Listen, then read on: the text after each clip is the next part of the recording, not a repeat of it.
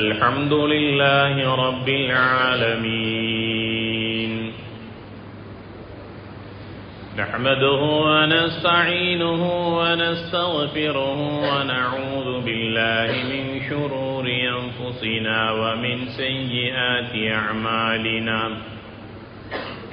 من يهده الله فلا مضل له ومن يضلله فلا هادي له أشهد أن لا إله إلا الله وحده لا شريك له وأشهد أن محمدا عبده ورسوله اللهم صل على محمد وعلى آل محمد وبارك وسلم عليه يا أيها الذين آمنوا اتقوا الله حق تقاته ولا تموتن إلا وأنتم مسلمون أما بعد فقد قال الله تعالى في كلامه الكريم أعوذ بالله من الشيطان الرجيم بسم الله الرحمن الرحيم إن الذين آمنوا وعملوا الصالحات كانت لهم جنات الفردوس نزلا خالدين فيها لا يبغون عنها حولا صدق الله العظيم قال النبي صلى الله عليه وسلم كل معروف صدقة رواه مسلم அளவற்ற அருளாளனும் நிகரற்ற அன்புடையனுமாகிய எல்லாம் வல்ல அல்லாஹு தஆலாவின் பெயரால் இன்றைய குத்பா பிரசங்கத்தை ஆரம்பம் செய்கின்றேன். எல்லா புகழும் புகழ்ச்சியும் உலகத்தை படைத்து பரிபாலித்துக் கொண்டிருக்கக்கூடிய ஏக வல்லனாம் அல்லாஹு தஆலா ஒருவனுக்கே உரித்தானது. அல்ஹம்துலில்லாஹ். ஸலவாத்தும் சலாமும் எம் உயிரிலும் மேலான அன்னலம் கண்மணி நாயகம் ஸல்லல்லாஹு அலைஹி வஸல்லம் அவர்கள் மீதும் அவர்களுடைய வாழ்வை முழுமையாக பின்பற்றி நடந்த உத்தம சஹாபாக்கள், தாபிஈன்கள், தபஉ தாபிஈன்கள், முத்தகீன்கள், நல்லோர்கள் நம் அத்துணை பேரின் மீதும் எல்லாம் வல்ல அல்லாஹு தஆலாவின் சாந்தியும் சமாதானமும் மக்ஃபிரத்தும் உண்டாவதாக வேண்டியதன் பின்னால் புனிதமான ஜும்ஆவுடைய கடமையை நிறைவேற்றுவதற்காக அல்லாஹு தஆலாவின் மாளிகையில் வீற்றிருக்கும் அல்லாஹின் நல்லடியார்களே, தக்வாதாரிகளே, அல்லாஹு தஆலா எந்த நலவான கருமங்களை எடுத்து நடக்குமாறு நமக்கெல்லாம் ஏவிருக்கின்றானோ அவனுடைய ஏவல்களை நமது வாழ்க்கையில் எடுத்து நடந்து கொள்ளுமாறும், எந்த விடயங்களிலிருந்து முழுமையாக நம்மை பாதுகாத்துக் கொள்ளுமாறு அல்லாஹு தஆலா எம்மை பார்த்து தடை உத்தரவு பிறப்பித்திருக்கிறானோ அவ்வாறான தீய விடயங்களிலிருந்து முழுமையாக நமது ஆன்மாவை பாதுகாத்துக் கொள்ளுமாறு முதலாவதாக இவ்வடியனுக்கும் அப்பால் உங்களுக்கும் வசியத்தன்னும் நல்ல உபதேசம் செய்து கொள்ளுகின்றேன். எல்லாம் வல்ல அல்லாஹ் எம் அனைவருடைய பாவங்களை மன்னித்து அவனுடைய மேலான ரஹ்மத்துக்கு சொந்தக்காரர்களாக நம் அனைவரையும் அரவணைத்துக் கொள்வானாக. உன்னதமான ஒரு ஜும்ஆவினுடைய அதிகாலை பொழுதை அடைய செய்து ஜும்ஆவினுடைய கடமையை நிறைவேற்றுவதற்காக இந்த இடத்தில் எங்களை எல்லாம் ஒன்று சேர்த்த அல்லாஹு தஆலா நாளை சுவர்க்கத்திலும் எம்மையும் எம்மை சார்ந்தவர்களையும் ஒன்று சேர்த்தருள்வானாக. கண்ணியத்திற்குரிய அல்லாஹுடைய நல்லடியார்களே, நாட்களுக்கெல்லாம் தலைமை நாள் ஜும்ஆவுடைய வெள்ளிக்கிழமை நாள். நபிகள் நாயகம் ஸல்லல்லாஹு அலைஹி வஸல்லம் கூறினார்கள், உங்களில் ஒருவர் ஜும்ஆவுடைய நாளை அடைந்தால் அதிகமாக என் மீது ஸலவாத்து சொல்லுங்கள். நீங்கள் சொல்லக்கூடிய ஒவ்வொரு ஸலவாத்தும் சலாமும் எனக்கு எடுத்து காட்டப்படும். நாளை கியாமத்துடைய நாளிலும் மஹ்ஷர் மைதானத்திலும் என் அருகில் இருப்பதற்கு மிகவும் தகுதியுள்ளவர்கள், என் ஷஃபாஅத்திற்கு பரிந்துரைக்கு மிகவும் பாக்கியம் உள்ளவர்கள் என் மீது அதிகமாக ஸலவாத்தும் சலாமும் கூறியவர்கள் என்று கூறியதாக ஸஹீஹ் முஸ்லிமிலே இந்த ஹதீஸ் பதிவு செய்யப்பட்டிருக்கிறது. ஆக வெள்ளிக்கிழமை நாளில் அதிகமாக ஸலவாத்து சொல்லுமாறு எம்மிடத்திலே எம்மை பார்த்து அன்பான கட்டளையிட்டவர்கள் நபிகள் நாயகம் ஸல்லல்லாஹு அலைஹி வஸல்லம் அவர்கள். அப்பேற்பட்ட ஒரு பாக்கியம் நிறைந்த ஒரு நாளை நாம் பெற்றிருக்கிறோம். இன்ஷா அல்லாஹ் இன்றைய சூரிய மறையும் நேரம் வரைக்கும் அந்த பாக்கியம் எம்மிடத்தில் இருக்கிறது. இன்றைய நாளினுடைய உச்ச பயன்களை அடைந்து கொள்வதற்கு நாம் அனைவரும் முயல்வோம். அதற்கு எல்லாம் வல்ல அல்லாஹ் நம் அனைவருக்கும் தௌஃபீக் செய்வானாக. கண்ணியத்திற்குரிய அல்லாஹுடைய நல்லடியார்களே, அல்லாஹு தஆலா இந்த உலக வாழ்க்கையில் எங்களுக்கு பல எண்ணற்ற நிஅமத்துக்களை அருட்செல்வங்களை தந்திருக்கின்றான். எல்லாமே அருட்பாக்கியங்கள் தான். எதை நினைத்து பார்த்தாலும் அல்ஹம்துலில்லாஹ் என்று சொல்லி அல்லாஹ்வுக்கு நன்றி செலுத்துவதை தவிர வேறொன்றும் கிடையாது.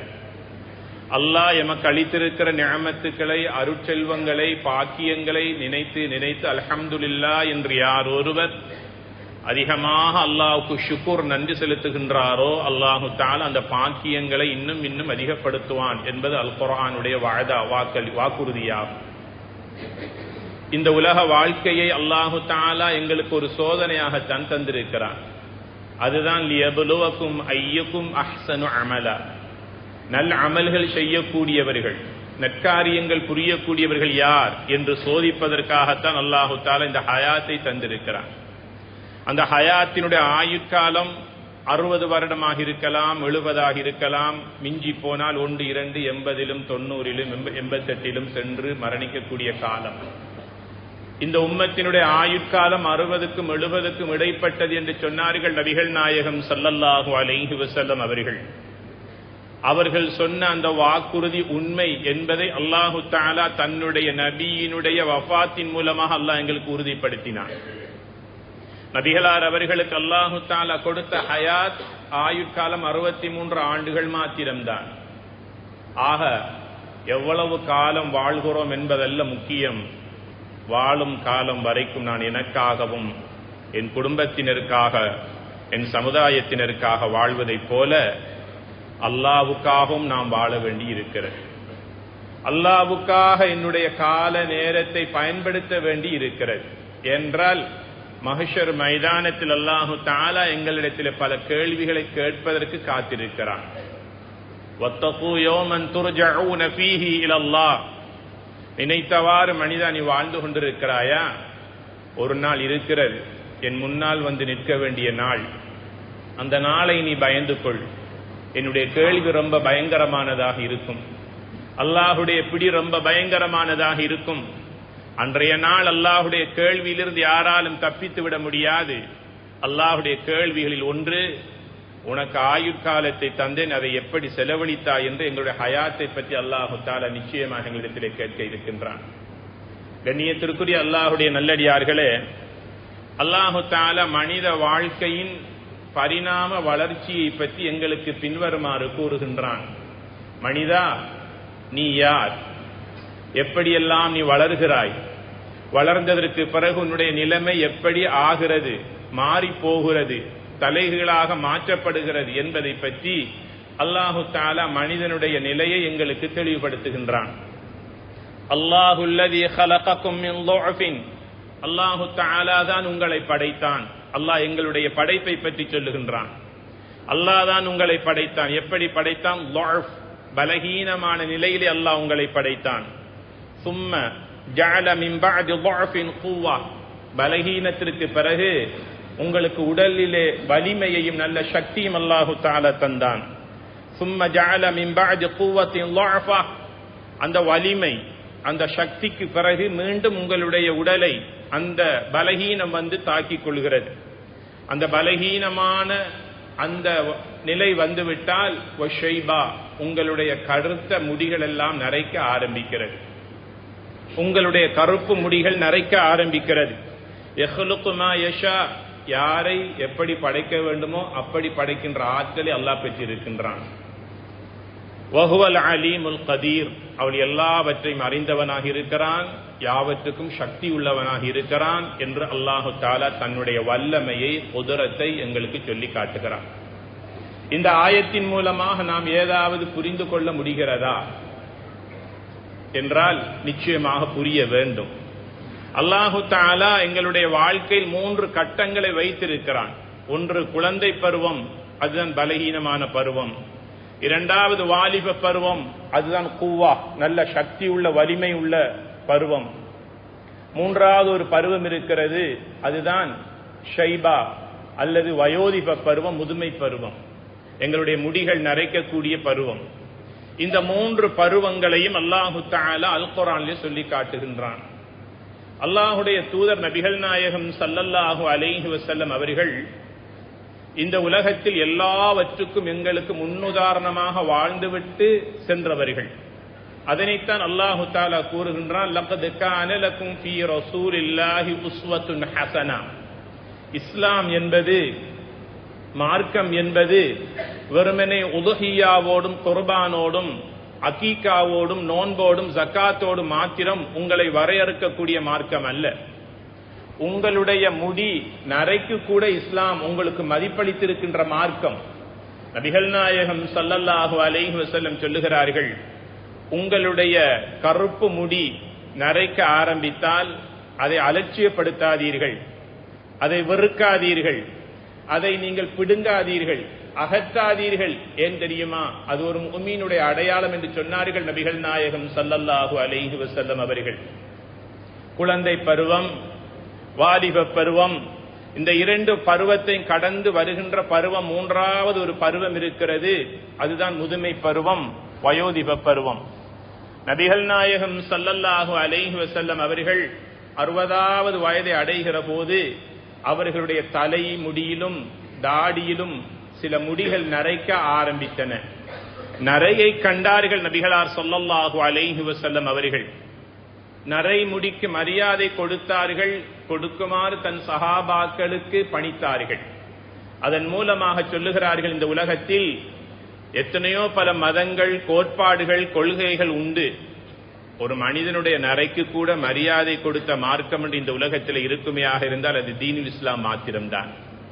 சொன்னார்கள் நபிகளார் ஸல்லல்லாஹு அலைஹி வஸல்லம் அவர்கள், உங்களுடைய நரையை நீங்கள் வெறுக்காதீர்கள், அகற்றாதீர்கள், அதை பிடுங்காதீர்கள் என்று சொன்னார்கள்.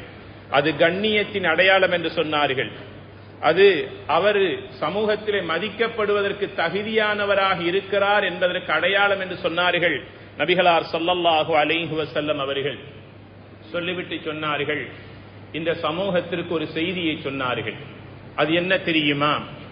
லைஸ மின்னா மல்லம் யர்ஹம் ஸகீரனா வலம் யுஅக்கிர் கபீரனா, ரவாஹு அபூ தாவூத் வ திர்மிதி. பெரியோர்களுக்கு மரியாதை செய்யாதவர்களும் தன் வயதுக்கு கீழ்ப்பட்டவர்களுக்கு இரக்கம் காட்டாதவர்களும் என் சமூகத்தை சார்ந்தவர்கள் அல்ல என்று நபிகள் நாயகம் ஸல்லல்லாஹு அலைஹி வஸல்லம் கூறியதாக அபூ தாவூத் திர்மிதியிலே இந்த ஹதீஸ் பதிவு செய்யப்பட்டிருக்கிறது.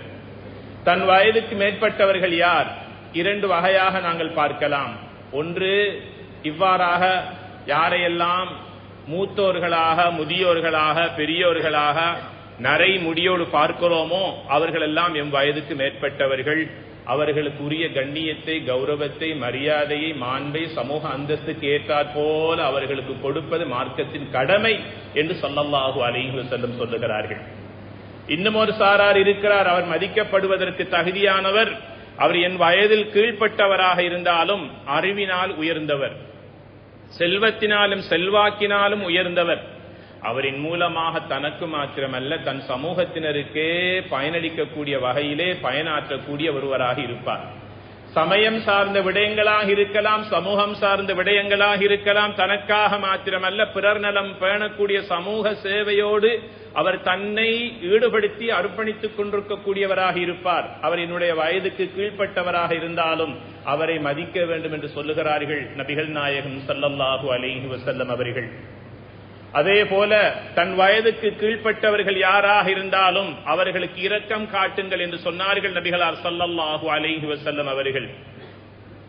பெரியோர்கள், முதியோர்கள், வயோதிபர்கள் யாரை நாம் மதிப்பதற்கு முதலாவது நமக்கு தகுதியானவர்கள் யார் என்றால், எம்மை பெற்று வளர்த்து எம்மை ஆளாக்கி எம்முடைய பெற்றோர்கள் முதல் நிலையிலே இருக்கிறார்கள். அவர்கள் வயோதிப நிலையை அடைந்து விட்டால், அந்த வயோதிபம் வந்துவிட்டால் நோயும் வந்து விடுவது வளமையாகிவிட்டது. எங்களுடைய தந்தை வயோதிப நிலையில இருக்கின்ற போது அந்த தாய்க்கும் தகப்பனுக்கும் செய்ய வேண்டிய காரியங்களையும் உபகாரங்களையும் நாம் செய்கின்ற போது மாத்திரமே அல்லாஹுடைய பொருத்தத்தையும் திருப்தியையும் நாம் பெற்றுக் கொள்ளலாம். ஒருமுறை நபிகள் நாயகம் ஸல்லல்லாஹு அலைஹி வஸல்லம் அவர்களிடத்தில் ஒரு தோழர் வந்து கேட்கிறார், நபியே நாயகமே, என் தாயும் தந்தையும் வஃபாத்தாகி மரணித்து விட்டார்கள், அவர்களுக்கு செய்ய வேண்டிய கடமைகள் உரிமைகள் இன்னும் எனக்கு பாக்கி இருக்கிறதா? ஆம், உன்னுடைய தந்தைக்காக உன்னுடைய தாய்க்காக ரப்பி ரஹ்ம்ஹுமா கமா ரப்பயானி ஸகீரா என்று அதிகமாக துஆ செய். உன்னுடைய பெற்றோருக்காக துஆ செய்வது உன் மீது நீ உன்னுடைய பெற்றோருக்கு செய்ய வேண்டிய கடமை என்று சொன்னார்கள்.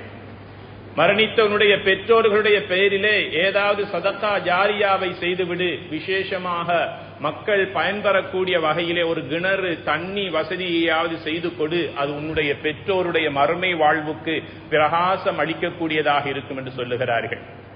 மரணித்தவனுடைய பெற்றோருக்கு நீ செய்ய வேண்டிய கடமைகளில் அடுத்ததாக சொன்னார்கள், உன் பெற்றோருடைய உறவினர்களையும் நண்பர்களையும் நீ சேர்ந்து வாழ்ந்து கொள், அது உன்னுடைய பெற்றோருக்கு செய்ய வேண்டிய கடமை உரிமை என்று நபிகள் நாயகம் ஸல்லல்லாஹு அலைஹி வஸல்லம் சொல்லுகிறார்கள். பெற்றோர்கள் மரணித்தால் கூட அவர்களுக்கு செய்ய வேண்டிய கடமைகள் உரிமைகள் பாக்கி இருக்கிறது என்று சொல்லிய நபிகளார் அவர்கள் ஹயாத்தோடு வாழுகின்ற உயிரோடு வாழுகின்ற பெற்றோர்கள் விடயத்தில் எந்த அளவுக்கு கவனமாக நடந்து கொள்ளுமாறு எமக்கு பணித்திருப்பார்கள் என்பதை கொஞ்சம் சிந்தித்து பாருங்கள். நாம் யாருக்கு மரியாதை செய்ய வேண்டும்? நம்முடைய மரியாதை, முதல் மரியாதை யாருக்கு கொடுக்க வேண்டும் என்றால் எம் பெற்றோர்களுக்கு கொடுக்க வேண்டும். இரண்டாவது, ஆலிம்கள் உலமாக்கள், மார்க்கத்தை சுமந்திருக்கின்ற, மார்க்கத்தை கற்றவற்றை மற்றவர்களுக்கு சொல்லிக் கொடுக்கின்ற ஆலிம்கள் உலமாக்கள், ஆசிரியர்கள், துறை சார்ந்தவர்கள், சமூகத்தினருக்கு பல வகையிலும் பலவாறான சேவைகளை செய்யக்கூடிய சமூக சேவையாளர்கள், இவ்வாறாக மதிக்கப்படுவதற்கு தகுதியானவர்களை காணுகின்ற போது அங்கே மதம் தடையாக இருக்க முடியாது, அதற்கு மொழி தடையாக இருக்க முடியாது.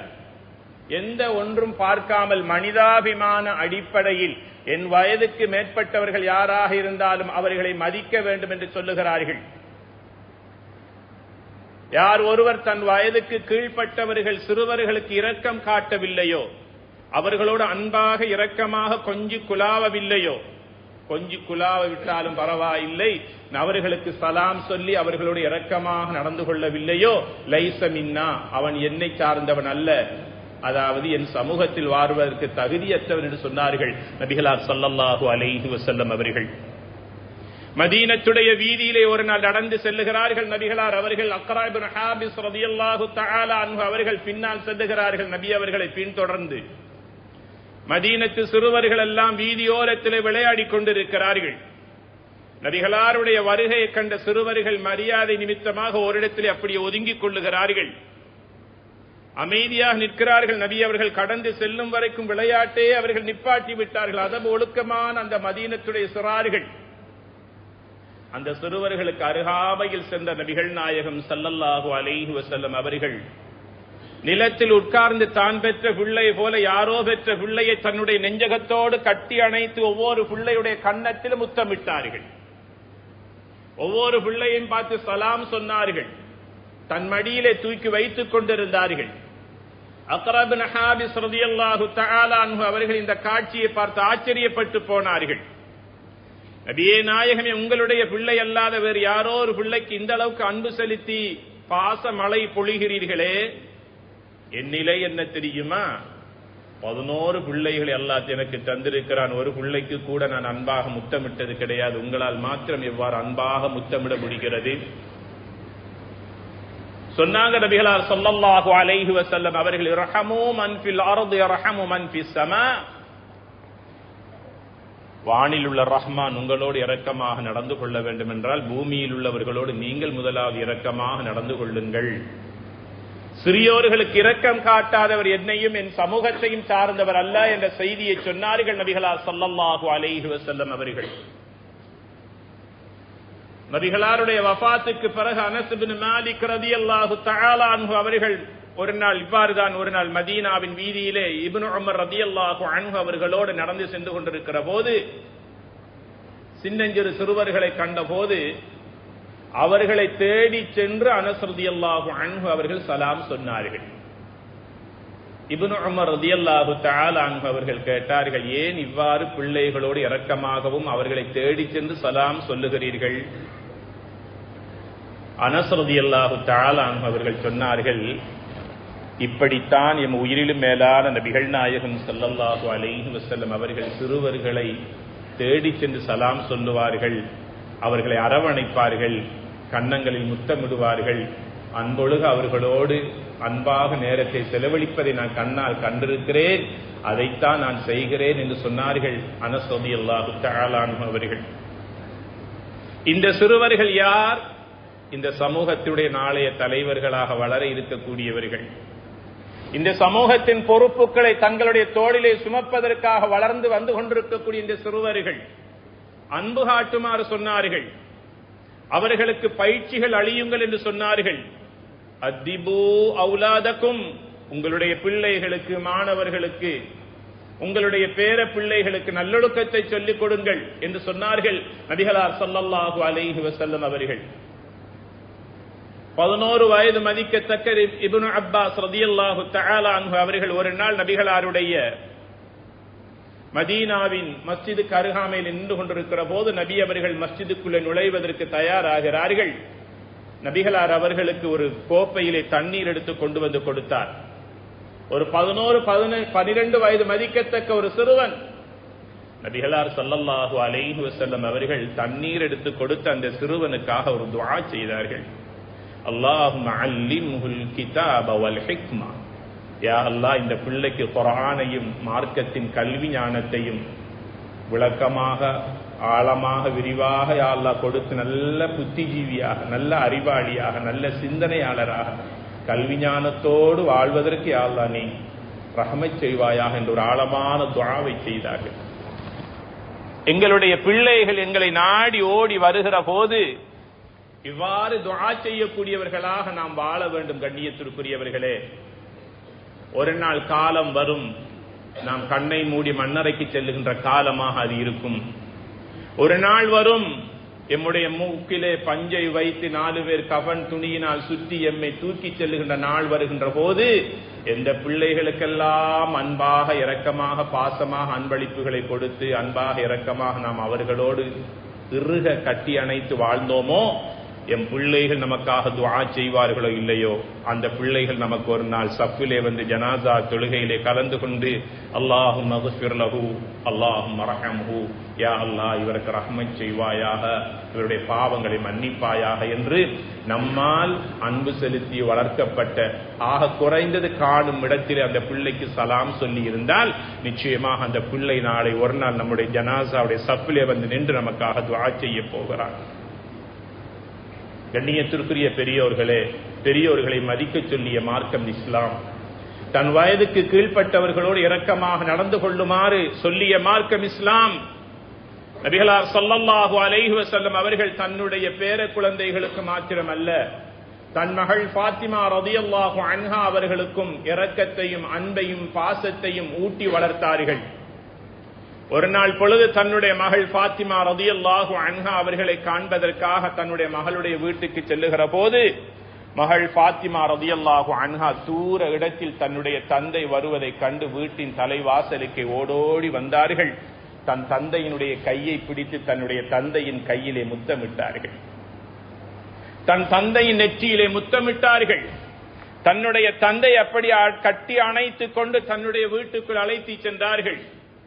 தான் வளமையாக உட்காருகின்ற இடத்திலே உட்கார வைப்பதற்காக தன்னுடைய வீட்டிலே இருந்த ஒரு அழகான, ரம்மியமான, விரும்பக்கூடிய ஒரு ஆடையை அப்படியே விரித்து தன்னுடைய தந்தை அந்த இடத்தில் உயர்வான இடத்தில் உட்கார வைத்து தன்னுடைய தந்தையோடு இறுக்கமாக, நெருக்கமாக பேசி சிரித்துக் கொண்டிருந்தார்கள்.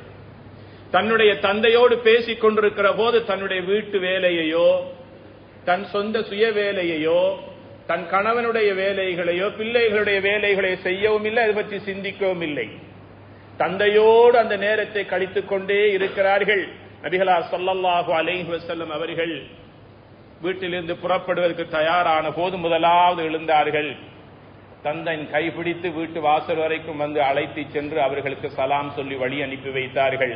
நல்லொழுக்கத்தினால் வளர்க்கப்பட்ட பிள்ளை ஒரு பெற்றோராகிய தந்தை எப்படி தன் வீட்டுக்கு வரவேற்றது என்பதை சிந்தித்து பார்க்க இந்த வரலாற்று சம்பவம் நமக்கு தூண்டுகிறது. நம்முடைய பெற்றோர்கள் எம்மை தேடி வரவில்லை என்றால் நாம் தேடி சென்று அவர்களுக்கு உரிய கண்ணியத்தை மரியாதை கொடுக்க வேண்டும். கண்ணியத்திற்குரியவர்களே, ஒரு காலம் வருகின்ற போது நாம் தந்தையை தேடுவோம், தாயை தேடுவோம், அவர்கள் இருந்த கதிரையை பார்ப்போம், அவர்கள் படுத்துறங்குகின்ற கட்டிலை பார்ப்போம், அவர்கள் ஆசையாக அணிந்த ஆடைகளை பார்ப்போம், அவர்கள் பயணித்த வாகனத்தை பார்ப்போம். ஆனால் அவர்கள் யாரும் இருக்க மாட்டார்கள். ஓஹோ, மரணித்து விட்டார்கள் அல்லவா? கபருக்கு வந்து பார்த்தால் மண்ணுக்கு மேலால் புற்களும் செடிகளும் மறந்து அங்கே வளர்ந்து போயிருக்கும். இந்த நிலை நாளை நமக்கு ஒரு நாள் வரை இருக்கிறது. கண்ணியத்திற்குரியவர்களே, பெற்றோர்களை பெரியோர்களை மதிக்க சொல்லிய மார்க்கத்தை அல்லாஹுடைய தூதர் ஸல்லல்லாஹு அலைஹி வஸல்லம் சொல்லுகிறார்கள். ரிதர் ரத் ஃபீ ரிதல் வாலிதைன்.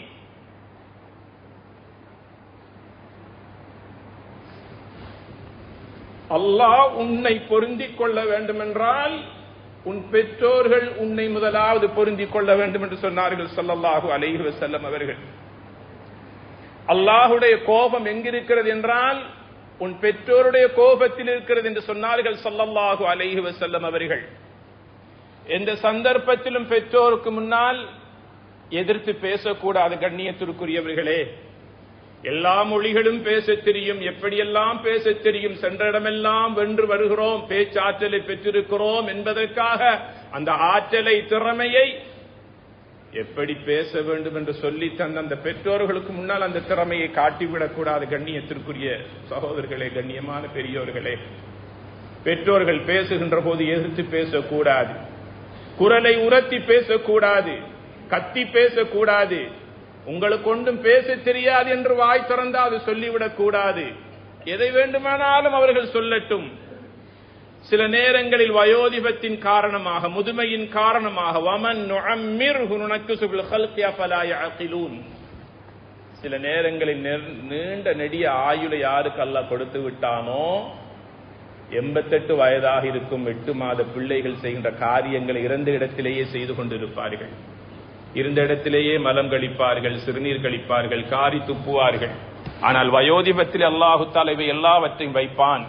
நாங்கள் அடிக்கடி ஓதுகிற சூரா யாசீனுடைய கடைசி பகுதியில் அல்லாஹ் சொல்லுகின்றான், வமன் நுஅம்மிர்ஹு, யாருடைய ஹயாத்தை ஆயுளை நீளமாக்கி விடுகிறோமோ நுனக்கிஸு, அவருடைய நிலையை தலைகீழாக நாம் புரட்டி விடுவோம்.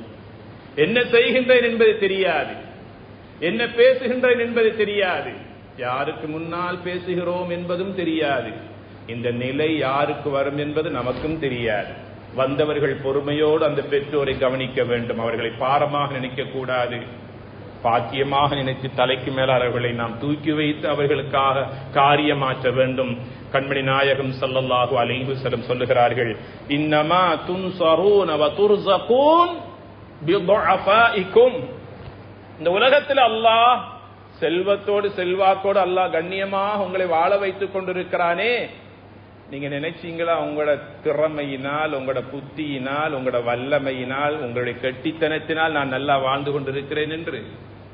நபிகள் நாயகம் ஸல்லல்லாஹு அலைஹி வஸல்லம் சொன்னார்கள், உங்களோட வீட்டில் இருக்கிற வயோதிபர்களான, நோயாளிகளான, முடியாத இயலாத இந்த வயோதிபர்களுடைய பாக்கியத்தினால் தான் அல்லாஹ் உங்களை வாழ வைத்துக் கொண்டிருக்கிறான் என்று சொன்னார்கள் நபிகள் நாயகம் ஸல்லல்லாஹு அலைஹி வஸல்லம். அவர்கள் பாக்கியமா பாரமானவர்களா? கண்ணியத்திற்குரிய அல்லாஹுடைய நல்லடியார்களே, பெரியோர்களை மதிக்க சொல்லி அல்லாஹுடைய தூதர் ஸல்லல்லாஹு அலைஹி வஸல்லம் அவர்கள் எல்லா நிலைகளிலும் முன்னுதாரணமாகவே வாழ்ந்திருக்கிறார்கள். ஹிஜ்ரி 8ஆம் ஆண்டு ரமலானுடைய காலம், மக்கா வெற்றி கொள்ளப்பட்ட போது மக்கள் எல்லாம் சாரி சாரியாக இஸ்லாத்துக்குள்ளே நுழைந்து கொண்டிருக்கிறார்கள். அந்த நேரத்தில் ஒரு வயோதிபர் தடி ஊண்டிய நிலையில் தூரத்தில் இருந்து தள்ளாடி தள்ளாடி வருவதை பார்த்து நபிகளார் ஸல்லல்லாஹு அலைஹி வஸல்லம் அவர்கள் கூர்ந்து கவனித்து தன்னுடைய இருப்பிடத்திலிருந்து எழுந்து அந்த வயோதிபருக்கு அருகாமையில் சென்று அவருடைய கையை பிடித்துக் கொண்டார். சொன்னார், நீங்கள் ஏன் என்னை தேடி வருகிறீர்கள்? பெரியோரே, பெரியவரே, நானே உங்களை தேடி வருவதற்கு தயாராகி கொண்டிருந்தேனே என்று சொன்னபோது அந்த வயோதிபர் சொன்னார், இல்லை, நான் வருவதுதான் சரி என்று தன்னியாயத்தை சொன்னார். நபிகளார் அவர்கள் சொல்லுகிறார்கள், நீங்கள் வர தேவையில்லை, நான் தான் வர வேண்டும் உங்களை தேடி என்று தன்னியாயத்தை நபிகளார் ஸல்லல்லாஹு அலைஹி வஸல்லம் சொன்னார். அந்த வயோதிபர் தான் அபூபக்கர் சித்தீக் ரலியல்லாஹு அன்ஹு அவருடைய தந்தை அபூ குஹாஃபா ரலியல்லாஹு தஆலா அன்ஹு அவர்கள். கண்ணியத்திற்குரிய அல்லாஹ்வுடைய நல்லடியார்களே, முஸ்லிம்களோடு மாத்திரமா ஸல்லல்லாஹு அலைஹி வஸல்லம் இரக்கமாக, அன்பாக மரியாதை செலுத்தினார்கள், கொடுக்க வேண்டிய கண்ணியத்தை கொடுத்தார்கள் என்றால் நிச்சயமாக கிடையாது. மதீனாவுடைய வாழ்க்கையில நபிகளார் அவர்களுக்கு ஹிதுமத் செய்யக்கூடிய, ஊழியம் செய்யக்கூடிய பல காதிம்கள், சேவையாளர்கள் இருந்தார்கள். அதில் ஒரு யஹூதி மதத்தை சார்ந்த ஒரு வாலிபனும் நபிகளாருடைய சேவண்டாக இருந்தார் மதீனாவில். சில நாட்களாக அவன் நபிகளாருடைய வீட்டுக்கு வரவில்லை. செய்தியை கேட்கிறார்கள். சஹாபாக்கள் சொன்னார்கள், சில நாட்களாக அவன் உடல் நலம் பாதிக்கப்பட்டு நோயாளியாக இருக்கிறான், அவனால் எழுந்து வர முடியாது நபியே நாயகமே. கண்மணி நாயகம் ஸல்லல்லாஹு அலைஹி வஸல்லம் அவர்கள் மதீனாவின் எல்லையில இருந்து அவனுடைய வீட்டுக்கு நடந்து சென்றார்கள் சஹாபாக்களோடு நலம் விசாரிப்பதற்காக. மாற்று மதத்தை சார்ந்த ஒரு யஹூதி வாலிபன், அவனுடைய உடல் நலம் பாதிக்கப்பட்ட நிலையிலே அவனை நலம் விசாரிப்பதற்காக செல்லுகிறார்கள். அவனுடைய தலைமாட்டு கருகாமல் உட்கார்ந்த நபிகளார் ஸல்லல்லாஹு அலைஹி வஸல்லம் அவர்கள் அவரை பார்த்து சொன்னார்கள், யா ஃபுலான் அஸ்லிம், வாலிபனே நீ இஸ்லாத்தை ஏற்றுக்கொள்ளேன் என்று சொன்னபோது நோயாளியாக படுத்துக் கொண்டிருந்த அந்த வாலிபன் பக்கத்தில் இருந்த தன்னுடைய தந்தையின் முகத்தை பார்த்தபோது தந்தை சொன்னார், ஏற்றுக்கோ என்று சொன்னார். ஷஹாதா கலிமாவை நோயாளியாக படுத்துக் கொண்டிருந்த அந்த மாற்று மத சகோதரனுக்கு ஷஹாதா கலிமாவை நபிகளார் ஸல்லல்லாஹு அலைஹி வஸல்லம் சொல்லிக் கொடுத்தார்கள். ஷஹாதா கலிமாவை சொன்னதற்கு பிறகு கண்மணி நாயகம் ஸல்லல்லாஹு அலைஹி வஸல்லம் அல்லாஹ்வுக்கு ஷுக்ர், நன்றி செலுத்தினார்கள்.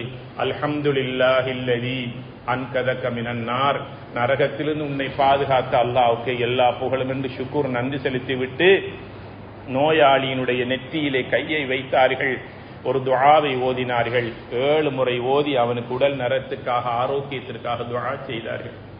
ரப்பன் நாஸ் அத்ஹிபில் பஅஸ் இஷ்ஃபி அன்த ஷாஃபி லா ஷிஃபாஅ இல்லா ஷிஃபாஉக் ஷிஃபாஅன் லா யுகாதிரு ஸகமா. இப்னு அப்பாஸ் ரலியல்லாஹு அன்ஹு அவர் சொல்லுகிறார்கள், 7 தடவைகள் இந்த துஆவை நபிகளார் ஸல்லல்லாஹு அலைஹி வஸல்லம் அவர்கள் அந்த நோயாளியான வாலிபன் குணமடைவதற்காக நெற்றியில் வைத்து துஆ செய்தார்கள். மறுநாள் காலையில் நபிகளாருக்கு பின்னால் முன்சஃபில் வந்து நின்று தொழக்கூடிய ஒரு முஸ்லிமான வாலிபனாக அந்த வாலிபனை கண்டேன் என்று சொன்னார்கள் இப்னு அப்பாஸ் ரலியல்லாஹு தஆலா அன்ஹு அவர்கள். எங்களிடத்தில் வேலை செய்யக்கூடிய தொழிலாளர்கள், எங்களுடைய வீட்டு வேலைக்காரர்கள், அல்லது நாம் ஒன்றாக தொழில் செய்யக்கூடியவர்கள், முஸ்லிமோ முஸ்லிம் அல்லையோ யாராக இருந்தாலும் அவர்களுக்கு ஒரு நலவு என்றால் அவர்களை பாராட்ட வேண்டும். கவலைகள் தரக்கூடிய விடயங்கள் நடந்தால் அவர்களுக்கு ஆறுதல் சொல்ல வேண்டும். அவர்களுக்கு ஆறுதல் சொல்லுவதோடு மட்டுமல்ல, சில உதவிகளை செய்ய வேண்டும். அவர்கள் நோய்வாய்ப்பட்டு சில நாட்கள் எங்களிடத்தில் வரவில்லையா, நலம் விசாரிக்க வேண்டும். அவர்களிடத்தில் சென்று நாங்கள் நலம் விசாரித்து ஆறுதல் சொல்ல வேண்டும். அவன் மரணிக்கின்ற வரைக்கும் நாம் செய்த இந்த காரியத்தை மறக்க மாட்டான். எம் இஸ்லாத்தை பற்றிய நல்லெண்ணத்தை அவனுடைய கல்வியில் நாங்கள் ஊட்டிவிடலாம். இறுதியாக கண்ணியத்திற்குரிய பெரியோர்கள், அல்லாஹ்வுடைய நல்லடியார்களே, இந்த வயோதிப நிலையில இருக்கக்கூடிய பெரியோர்கள், சிறியவர்கள் யாராக இருந்தாலும் அந்த பெரியோர்களுக்கு மரியாதை செய்ய வேண்டும். கண்மணி நாயகம் ஸல்லல்லாஹு அலைஹி வஸல்லம் அவர்கள் ஒவ்வொரு நாள் ஃபஜ்ர் தொழுகைக்கு பிறகும் மக்ரிபுக்கு பிறகு ஒரு துஆ ஓதுவார்கள். அது என்ன துஆ தெரியுமா? அல்லாஹும்ம இன்னி அஊது பிக மின் சூஇல் கிபர், யா அல்லாஹ், கெட்ட வயோதிபம், நீண்ட நெடிய ஆயுளை தந்து என்னை சோதிக்கின்ற அந்த கெட்ட வயோதிபத்திலிருந்து யா அல்லாஹ் உன்னிடத்திலே பாதுகாப்பு தேடுகிறேன் என்று நாளாந்தம் கண்மணி நாயகம் ஸல்லல்லாஹு அலைஹி வஸல்லம் அவர்கள் காலை மாலை சோதிக்கப்படுகின்ற அந்த தீய கெட்ட வயோதிபத்திலிருந்து பாதுகாப்பு தேடினார்கள். உங்களுடைய கண்ணுக்கு முன்னால் தெரியக்கூடிய அந்த துஆவுடைய போர்டிலே பாருங்கள். இன்னும் ஒரு துஆ இருக்கிறது. அல்லாஹும்ம இன்னி அஊது பிக மின் அன் உரத்த இலா அர்தலில் உமர். யா அல்லாஹ், என்னுடைய நிலைமை தலைகீழாக புரட்டப்பட்டு மனைவிக்கும் பிள்ளைகளுக்கும் குடும்பத்துக்கும் முன்னால சீரழிகின்ற நிலையிலிருந்து யா ரப்பே உன்னிடத்திலே பாதுகாப்பு தேடுகிறேன் என்று நபிகளார் ஸல்லல்லாஹு அலைஹி வஸல்லம் ஒரு நாளைக்கு ஒரு தடவைகள் அல்ல 5 பர்லான தொழுகைக்கு பின்னால் இந்த துஆக்களை ஓதாமல் நபிகளார் ஸல்லல்லாஹு அலைஹி வஸல்லம் அவர்கள் தன்னுடைய இடத்திலிருந்து வெளியேறி செல்ல மாட்டார்கள். இந்த துஆக்கள் எல்லாம் எல்லா மஸ்ஜிதுகளிலும் எங்களுடைய கண்களுக்கு பார்வைக்காக வைக்கப்பட்டிருக்கிறது.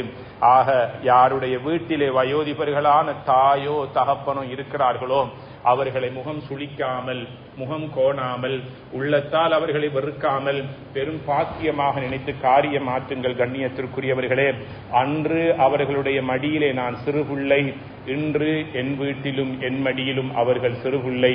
இன்று நாம் அவர்களை பராமரிக்கிற போது நாளை ஒரு நாள் என் நிலைமை அவ்வாறான நிலைமைக்கு வருகிற போது எம்மை கண்ணியப்படுத்தக்கூடிய, எமக்கு காரியமாற்றக்கூடிய பல நல்லோர்களை, சாலிஹீன்களை, நல்லோர்களை அல்லாஹு தஆலா எம் வாழ்க்கையில் தரவான் என்பது அல்லாஹுடைய தூதர் கண்மணி நாயகம் ஸல்லல்லாஹு அலைஹி வஸல்லம் அவர்களுடைய வாக்குறுதியாகும்.